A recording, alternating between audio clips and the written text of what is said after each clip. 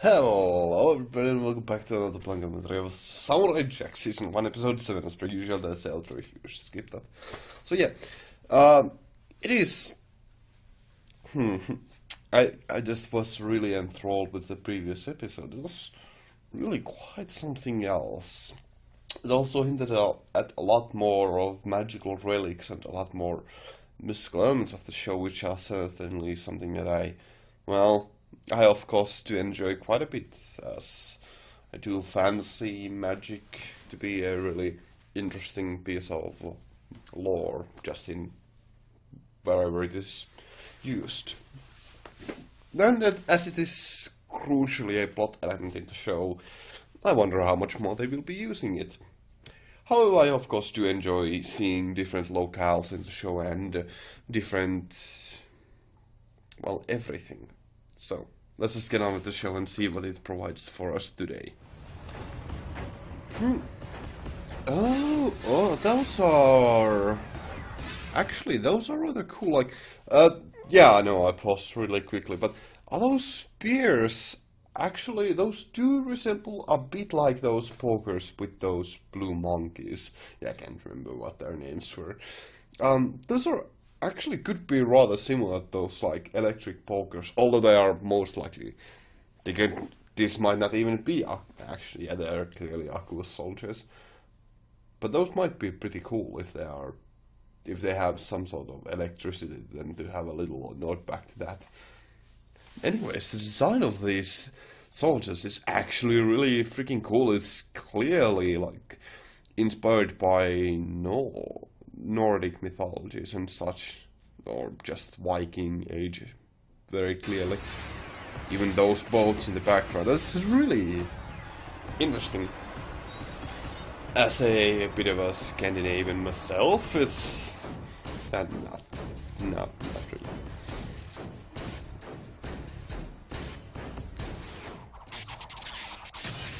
There was quite a few arrows there. Quite a few arrows there. Quite a few arrows there.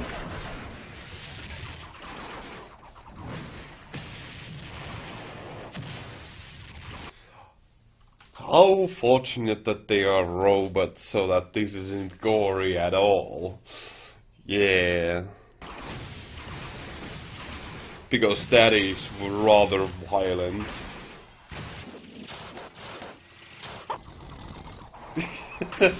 Okay. Okay.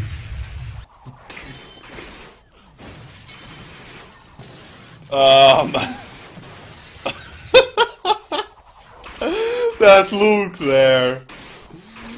That look there was like, hey, what the fuck, man? This is unintentionally hilarious.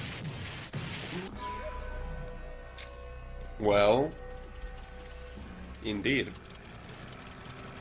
Now, one thing that I didn't mention in the previous episode is something that I really do like, and that is that Jack is at the very least disguising himself somewhat all the time. Even though it's often a very minor disguise, it is still a disguise nonetheless.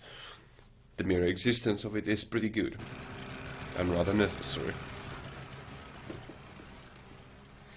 And that little motor there, that's a nice little touch. It's the little touches that make it so much more enjoyable.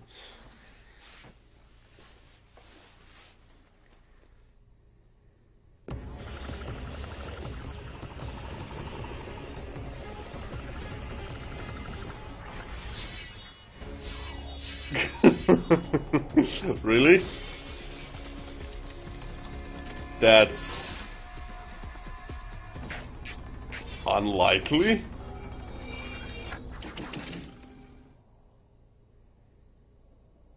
So, he's just trying to figure out how they notice him.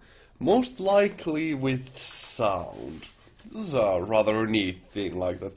We don't need any explanation here to see how he's coming to these conclusions, but rather you don't need any explanations here. This is pretty good case of storytelling without words. Quite good. I don't think snowflakes make that kind of sound.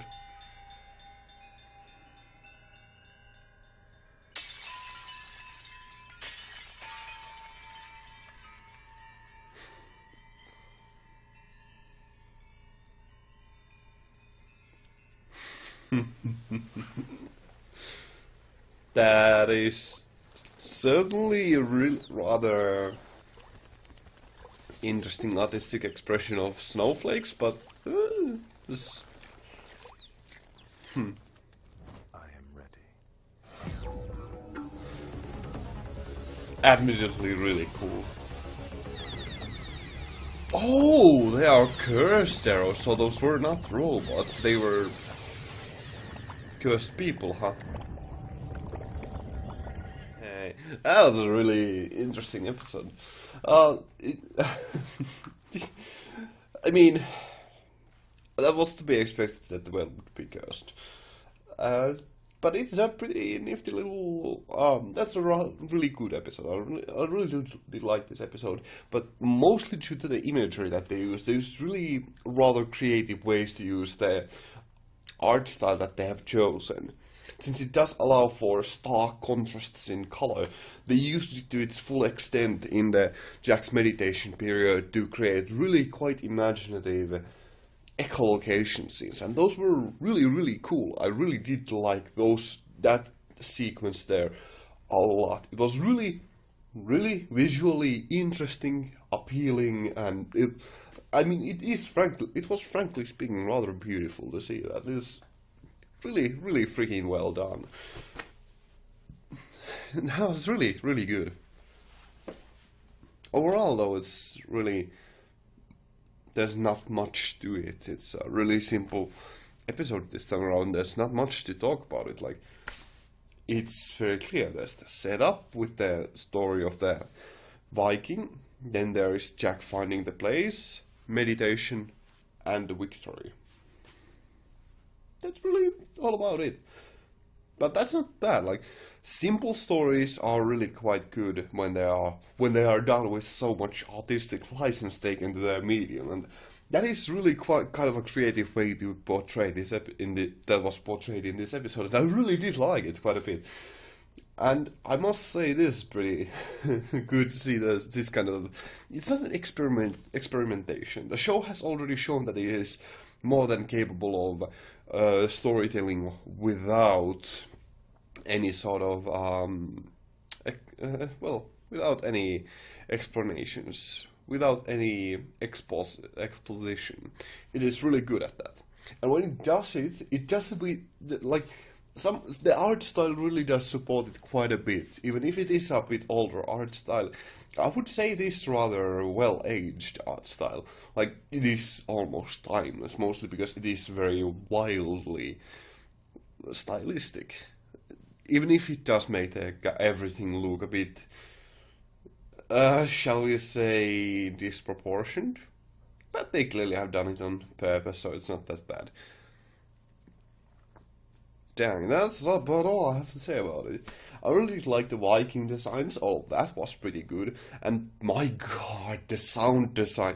In this episode, the sound design just like, it really came through with the sound design in this episode, with just about all the music and all the sound effects, especially during that trance period, and the background music in the fight sequence. It was just. I haven't complimented on it often, but the way that the robots of the Viking were synchronized to the music, just walking with the pace of the music, that was so.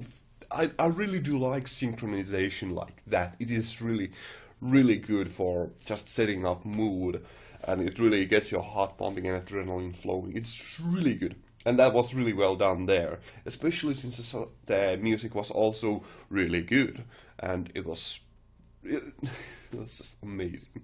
And I really must give all props to of this episode and its enjoyment to the sound design department, because even even though there was not much exposition or dialogue just in general, that was more than enough to actually explain all, and the voice actors still didn't drop the ball, I think. So, and the sound effects are just gorgeous in this episode, since they are the most used. They were the most crucial part to telling the story here. Of course, the art, but still, that was really good.